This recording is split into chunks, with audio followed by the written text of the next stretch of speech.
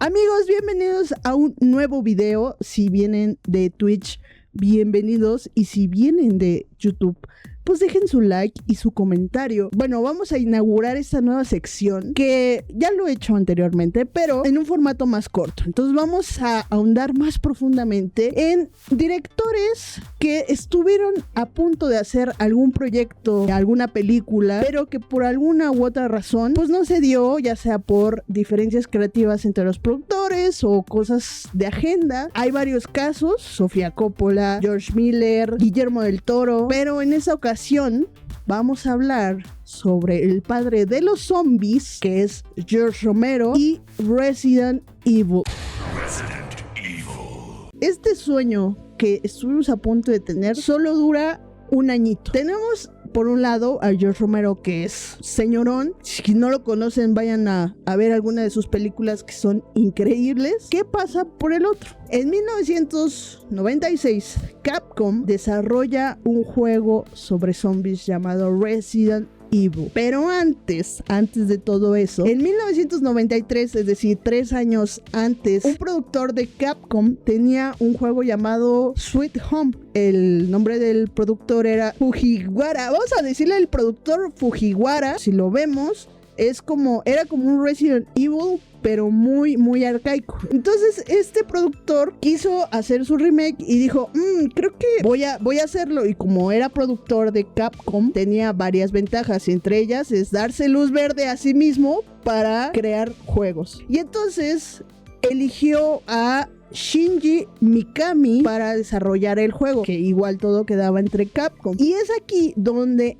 realmente empiezan a unirse los hilos que entrelazarían a George Romero con Resident Evil. ¿Por qué? Porque Shinji Mikami, él era fan del trabajo de George Romero, pero era muy fan del Amanecer de los Muertos Vivientes. Mikami, pensando en cómo podría darle o renovar esta dinámica de Sweet Home, se le ocurrió la idea de que el terror tenía que ser con zombies. No podía ser con otro tipo de amenaza, sino con zombies. ¿Por qué? Porque la amenaza era cercana, es decir, un humano que se convierte en alguien que te puede matar, que te puede perseguir, pero que sigue conservando su manera humana. Es ahí cuando 3 años después, de 1993 a 1996, Mikami desarrolla este juego, y es cuando sale el 22 de marzo de 1996, se lanza al mercado de Japón Resident Evil, que allá se conoció como Biohazard, y una semana después se lanza en Estados Unidos como Resident Evil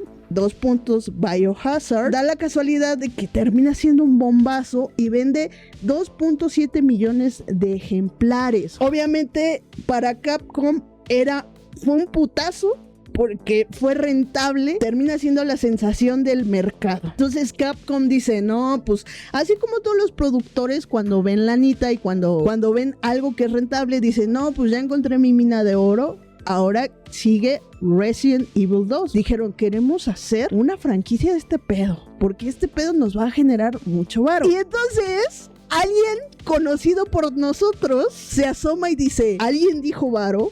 Ese conocido, del cual hemos hablado ya en anteriores ocasiones, se llama Earl Heikenberg.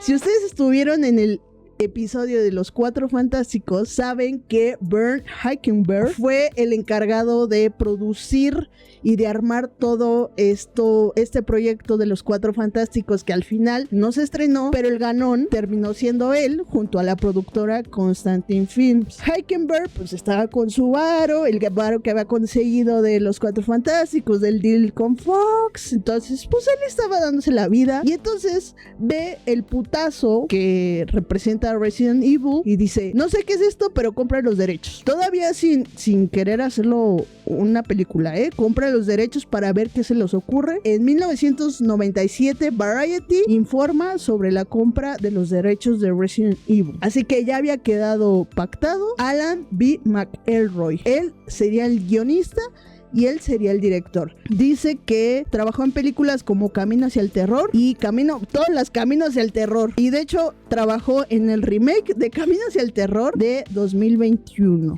Digamos que para 1997 pues él era el elegido, entonces se pusieron a trabajar, más bien él se puso a trabajar en el tratamiento del guión y un borrador. Creo que Resident Evil tiene la maldición de cineastas o creativos detrás del proyecto que no terminan entendiendo la obra original o la esencia de. Alan es uno de ellos. Entrega su primer borrador en mayo, pero resulta que no tiene o tiene poco que ver con el videojuego. Ven que pues el videojuego tiene a los STARS. Pues acá no eran policías especiales, acá eran veteranos de guerra. Siguiente punto, la mansión Spencer, adiós, no estaba. Fue cambiada por un laboratorio secreto al lado de una montaña. Como que se parece un poco a la Resident Evil de 2002. Entonces, digamos que mientras Alan estaba trabajando en el borrador y en las anotaciones que le daba la productora, Capcom asiste a la Electronic Entertainment Expo, que no sé si seguirá existiendo, presiento que no. Y entonces, entre muchos otros anuncios,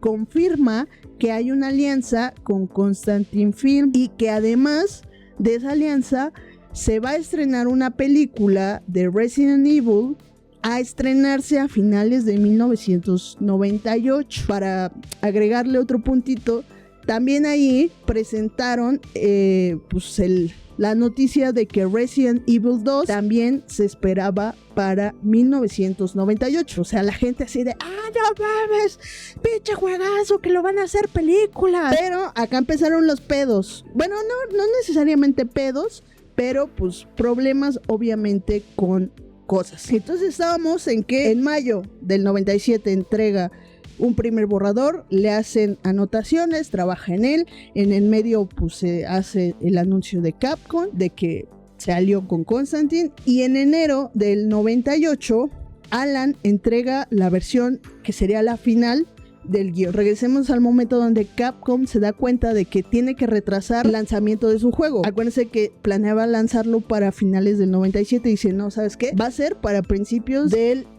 año siguiente. Entonces, ¿qué hacemos, güey? Para tener a la gente todavía con hype, porque si no se nos va a olvidar, la gente nos va a olvidar, la gente va a perder interés. Entonces se les ocurre a los de marketing, supongo, de Capcom, decir, hagamos comerciales y spots para que la gente se interese. Entonces dijeron, sí, cámara, pues sí, hay que hacerlo, ¿no? Un comercialito ahí. Pues ¿a quién se te ocurre traer para el comercial? No, pues es que mira, si este pedo empezó inspirado por las películas de George Romero, ¿por qué no traer al mismo George Romero para que dirija estos spots? Y los de Capcom dijeron, pues tenemos varo, nos ha sido muy rentable estos videojuegos, creo que sí tenemos $1.5 millones para darle al señor que nos entregue una chingonería. Le hablan a George Romero, oiga señor Romero, que si quiere participar en un comercial, si quiere dirigirlo. ¿De qué se trata el comercial? No, pues que de zombies.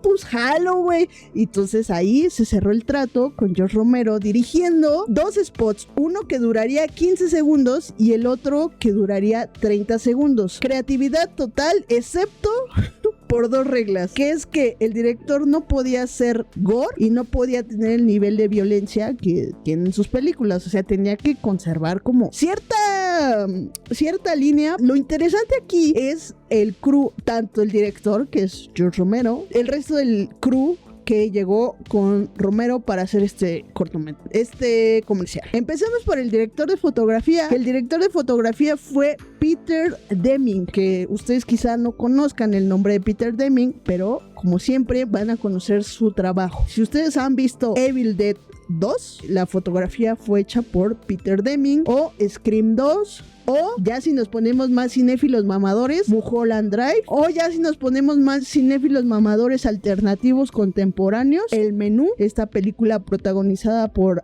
Anya Taylor-Joy, donde sale también Ralph Fiennes. Entonces, como les decía, aquí se le prohibió el gore, la violencia gráfica y la visceralidad que caracterizaban a George Romero, que nos da un augurio de lo que terminará siendo, más bien de la razón por la cual terminará poniendo fin a esta relación entre Constantine Films y George Romero. La campaña fue tan exitosa que no sé si ustedes se acuerdan, digo, no sé cuántos años tendrán ustedes, pues yo sí me acuerdo que cuando jugabas el Resident Evil 2 te salía este pequeño cortometraje donde pues todos estaban en la estación de policías y me acuerdo que yo me cagaba de miedo. Yo me traumé con los zombies gracias a Resident Evil 2, creo que ya lo he mencionado aquí en varias ocasiones. La campaña fue un exitazo, bien por Capcom, tanto fue así que las ventas de la secuela de Resident Evil las duplicaron a la primera y vendieron casi 4 millones de copias a nivel mundial. Eso está muy, muy cabrón. Haciendo este paréntesis, volvemos al punto de ¿dónde verga está Alan? ¿Qué está haciendo Alan? Le hicieron 2 comerciales. ¿Qué está haciendo Alan? ¿No? Mientras Alan estaba así en chinga, escribiendo, corrigiendo, tal. Y entonces Capcom dicen, ¿sabes qué? Tu chavo, pues, o sea, muy chido su guión, pero la neta vimos el trabajo de Romero. Capcom le dijo a Constantine y queremos a Romero mejor, güey. ¿Qué te parece? Y entonces ese ¿qué te parece? No es como de que te está pidiendo permiso, o sea, te está diciendo, güey, cámara, ¿no? Si el juego se lanzó en enero, o sea, todo esto del comercial pasó entre finales del 97, principios del 98. No, más bien a finales del 97, porque el 98 se sacó el juego. Entonces, para enero, cuando Alan entrega el guión final, yo me imagino, no está comprobado, que en enero Alan entrega su guión final y les dice Constantine, no, pues está chido, güey, pues ¿sabes qué? Como que ya no nos interesa trabajar contigo, entonces ahí nos vemos en otro proyecto, cuídate muy mucho y nosotros continuamos. Que ya sabemos que son decisiones que se tienen que tomar si tienes una empresa que tiene tanto renombre. Yo por suerte no tengo una empresa, entonces a mí todavía el contacto humano y ser buena ondita con la banda sigue siendo prioridad para mí. Ya que Alan sale del proyecto, no tienen director porque todavía no hay una propuesta concreta para George Romero. Simplemente están como estos rumores de que sí la va a dirigir él, no la va a dirigir él.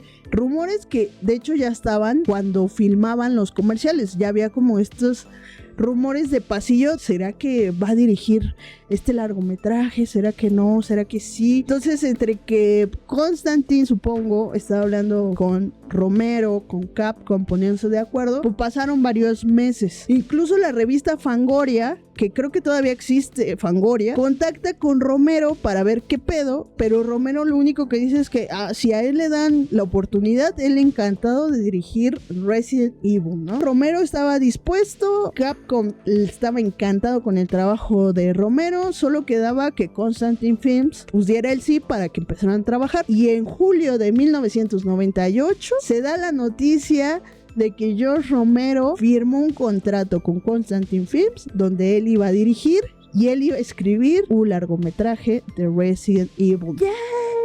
Y eso lo confirma a través de una entrevista y todos felices en aquel entonces porque pues todos sabemos quién es George Romero. Y entonces él, desde que se da la noticia de que él va a participar en esta película, pues a través de internet, a través de estos foros que ya estaban siendo cada vez más cotidianos en internet, pues compartía sus procesos de trabajo, sus procesos de escritura, y a través de esos procesos es que nos cuenta los pequeños cambios que va a hacer en la historia. Y hasta eso, dato, no van a ser muchos. Entonces este guión se iba a pegar más a lo que fue el videojuego original, el 1, y es que a Chris se nos iba a presentar como un fuereño, como un vaquero más, pero que al final se iba a revelar que pues realmente sí era parte de STARS. Él tenía una relación desde cero, más bien él tenía ya una relación con Jill Valentine, pero ambos desconocían que trabajaban para la misma empresa, pues de fuerzas especiales, porque eran personas que vivían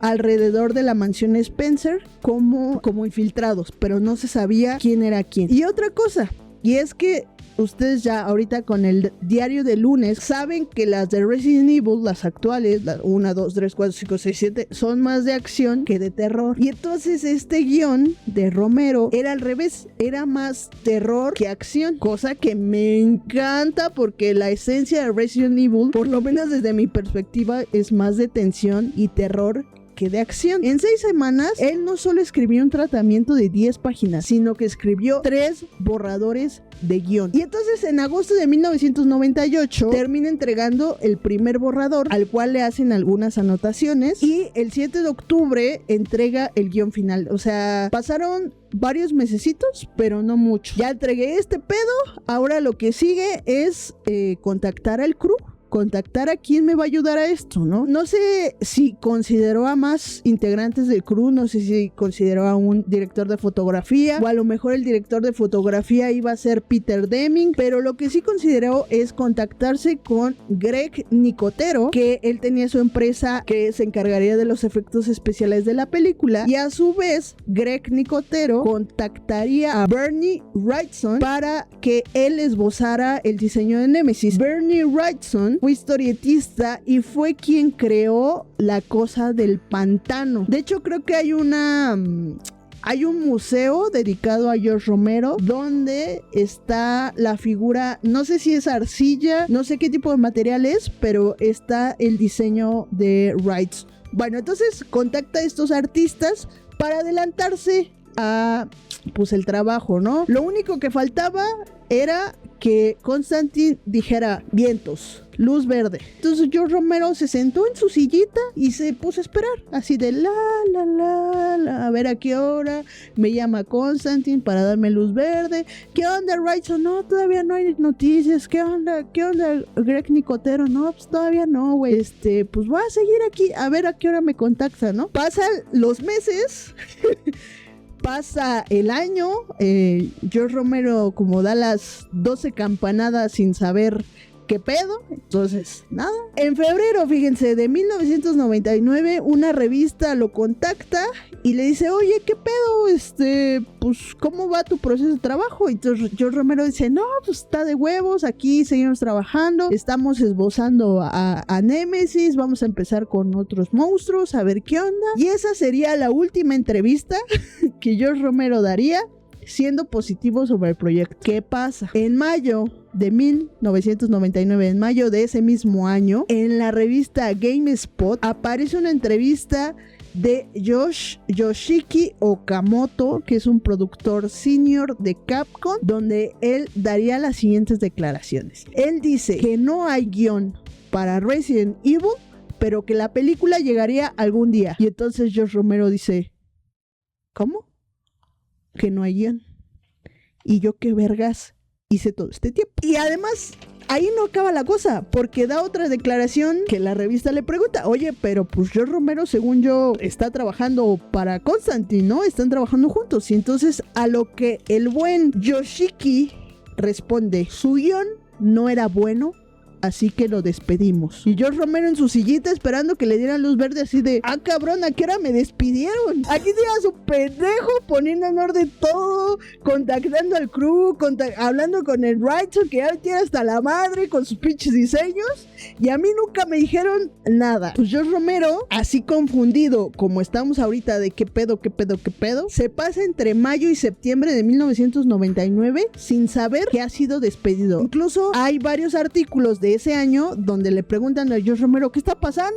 ¿Qué está pasando? Y George Romero dice, no sé qué pedo, ya no entiendo nada, no sé si yo lo voy a dirigir, no sé si él lo va a dirigir otro, no me han dicho nada. Entonces, como que públicamente Capcom dice, no, ya despedimos a Romero, pero internamente nunca le llega una notificación de, güey, ¿sabes qué? Pues no vas a seguir con este proyecto. Un año después, o sea, en el año 2000, Variety, la misma que dio a conocer que Constantine Films compraría los derechos de Resident Evil, anunciaría que Paul W.S. Anderson dirigiría una nueva adaptación de Resident Evil. Nunca hubo una carta, un comunicado donde dijera, no, pues Romero nos falló. ¿Qué pasó? ¿Por qué con Romero no funcionó esta alianza? Y es aquí cuando otra vez entra nuestro querido Bert Heikenberg.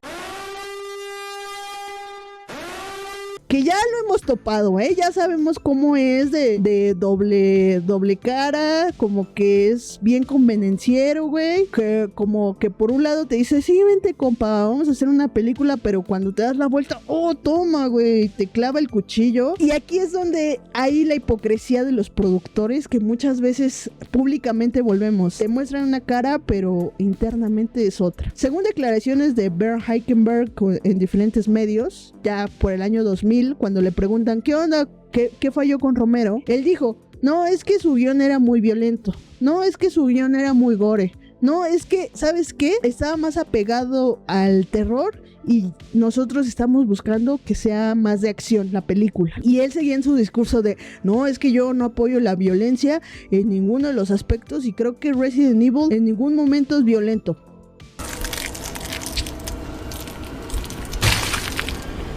Literalmente le disparas a los zombies y sale la sangre disparada, güey. O sea, literalmente cuando te muerde el zombie en el juego, puedes ver cómo te muerde y sale la sangre. ¿De qué me estás hablando? Romero era el indicado. Les gustaba el nombre de Romero, pero no les gustaba lo que eso implicaba. Entonces no querían a George Romero, querían otra cosa, ¿no? Que es válido, pero la neta, la manera en la que lo despidieron, pues no estuvo chida, ¿no? La manera en la que se manejaron con George Romero, siendo George Romero una eminencia, pues estuvo, pues, muy mal. Ahora, ¿por qué Paul W.S. Anderson? ¿Por qué no otro director? Pues es que este güey siempre estuvo interesado en hacer una película sobre Resident Evil. De hecho, él iba a comprar los derechos del nombre, pero fue cuando llegó tarde y se dio cuenta que Constantine había comprado esos derechos antes. Paul no pudo llegar a esos derechos y dijo, pues ¿sabes qué? Me los voy a ganar. Y entonces él hizo un tratamiento de una película que se llama The Undead, o sea, el no muerto, y se lo mandó a Constantine justo en el proceso donde ya no tenían director, de manera interna, o sea, donde ya habían despedido sin que Romero se enterara de que ya no iba a estar en la película. Entonces Paul les hace llegar el guión y también, como él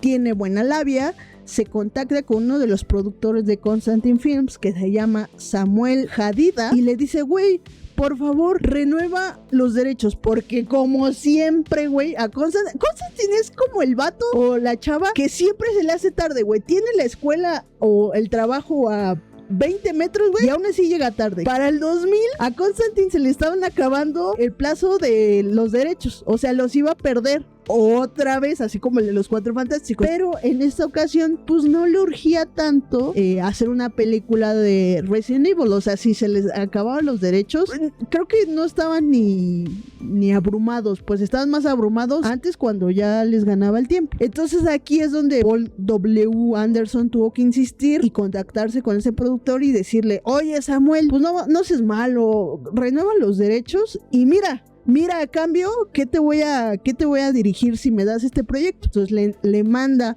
el tratamiento de Undead, lo lee Samuel y le dice a su jefe, el Bernd Heikenberg, oye güey, ¿te acuerdas de esta película que nos dio dolor de cabeza por Romero, que lo rechazaste? Pues mira, nos llegó este carnal y nos dio este guión, ¿cómo lo ves? Heikenberg lo leyó, le encantó y dijo, cómprate otra vez la licencia de los derechos, vamos a hacer esta película. La película se está haciendo y así acaba, amigos.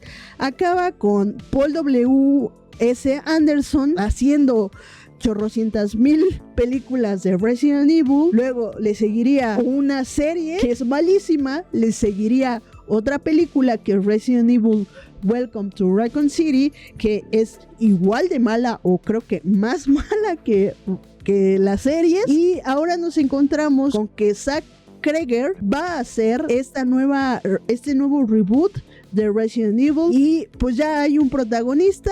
Va a ser, según él, una historia que se desapegue del juego original, pero que va a tener como la esencia justa del videojuego, que es esta desolación, esta sensación de que no hay escapatoria y de que en cualquier momento vas a morir. Hay que tenerle fe. Y lo que me resulta también un dato curioso es que Sony le va a pagar $20 millones para este reboot. Mucha banda que tiene fe en esta nueva película, empezando por Sony, porque Sony le pagó esa cantidad en enero de este año. O sea, acuérdense que Weapons se estrenó apenas hace unas semanas. Es decir, Sony vio apenas un corte preliminar de la película y eso le bastó para decir, yo quiero que tú dirijas mi película, a ver qué puede hacer, y la verdad dudo que sea peor de lo que ya tenemos de Resident Evil. No sé por qué es tan complicado hacer una película de Resident Evil cuando volvemos, básicamente la inspiración es George Romero, una película de zombies. A lo mejor lo complicado es tener que rendirle cuentas a un estudio, y no solo un estudio, sino una productora que es Capcom, Sony y Constantin Film, porque Constantin Films no va a soltar eso ni de pedo, ya se les fue ya se le fue Cuatro Fantásticos, no van a soltar su franquicia más redituable, porque sí, muchos dicen, no, es que no mames, la adaptación de Resident Evil de Paul W. Anderson es una cagada, pero costó 30 millones y recaudó a nivel mundial 102 millones de dólares. O sea, ¿es rentable? Por supuesto que fue rentable, güey. No sé, ya veremos qué onda, veremos en qué termina esto, pero es así como George Romero estuvo a punto de dirigir una Resident Evil. Pero bueno, amigos, así llegamos al final de esta bonita historia, que espero que se vuelva parte de una sección. Si les gusta, podemos hacerlo sobre más directores. Nos vemos. Bye, los quiero mucho.